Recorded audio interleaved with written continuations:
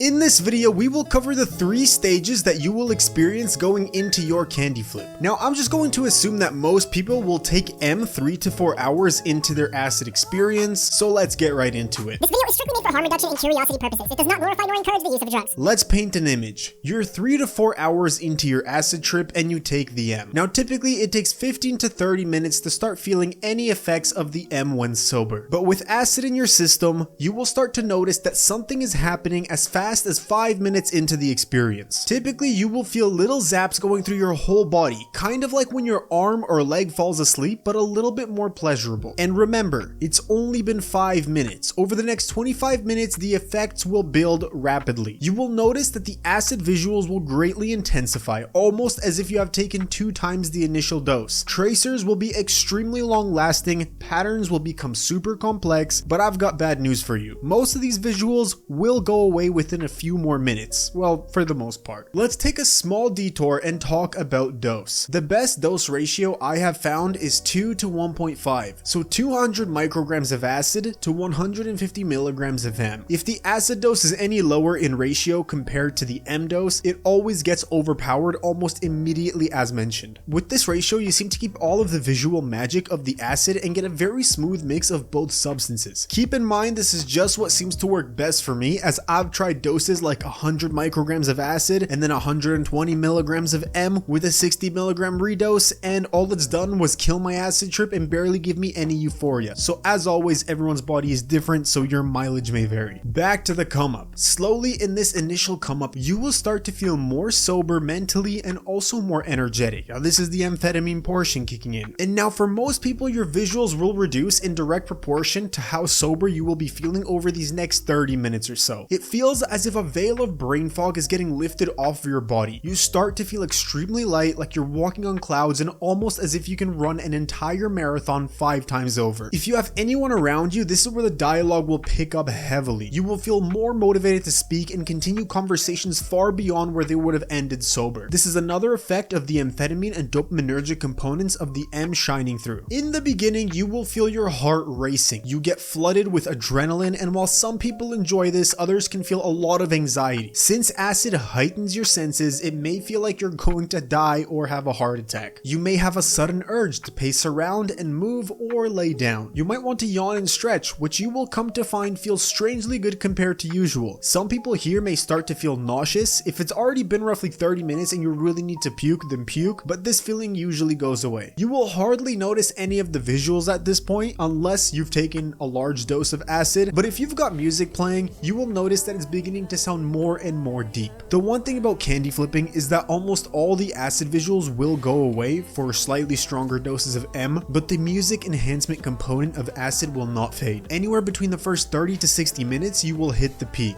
And oh boy, I hope you're ready, and I highly recommend you have music playing for this. With the onset of light euphoric tingles, which I can best describe as shivers that run through your whole body and feel like an orgasm with every shiver, you will hear the music building up in the background, rising with the euphoria. The acid is starting to make you feel one with the music, and as the drop approaches, it feels as if time gets slower, slower, and slower. The buildup of the song extends further beyond how long you remembered it to be, and then the music drops.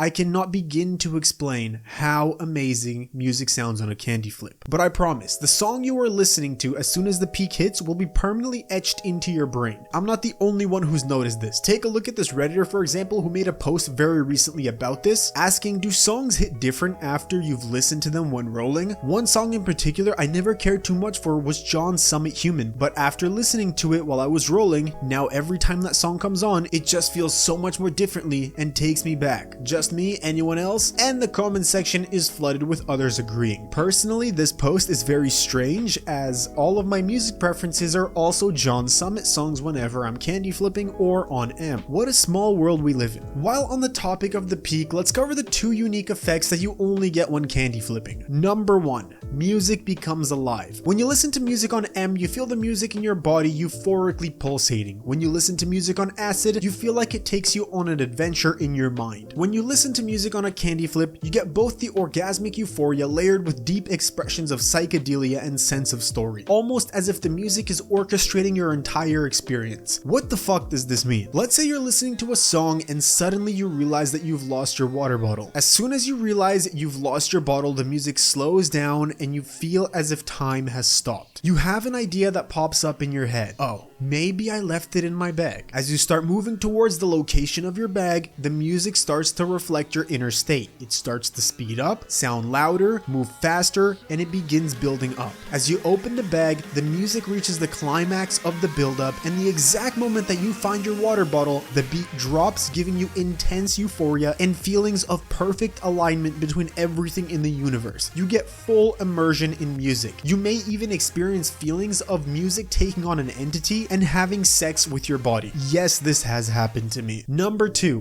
1 in a million magical experiences. This is the hardest to explain, but candy flipping feels like every tiny thing that happens to you is a 1 in a million magical experience. You will see the impossible and be amazed by what is going on. For example, you are listening to a song and out of nowhere, bam, it feels as if the song is 8-dimensional and being played from the sky by some angel. This song transports you back to your childhood and floods you with happy, nostalgic memories. The song twists and the lyrics change to give you a secret message, and then you snap back into the real world full of shock and awe. It's very common to feel as if everything in your life has led up to this very exact moment, every intricate detail, and you feel it in the deepest sense that cannot be explained without taking this combination. Somewhere in your peak, you will have a sober thought, something along the lines of, I wonder what time it is. This is where you get hit with a moment of clarity and it all comes crashing down. As soon as you have your first sober thought, you are officially on the come down. You will slowly start losing the euphoria, and for most people, all the happy feelings will be replaced by sadness and a general sense of unmotivation. Your serotonin is gone and your dopamine is dwindling. This leads to a very unmotivated state where you are unlikely to want to talk, move around, and for the most part do anything but sleep. And speaking of sleep,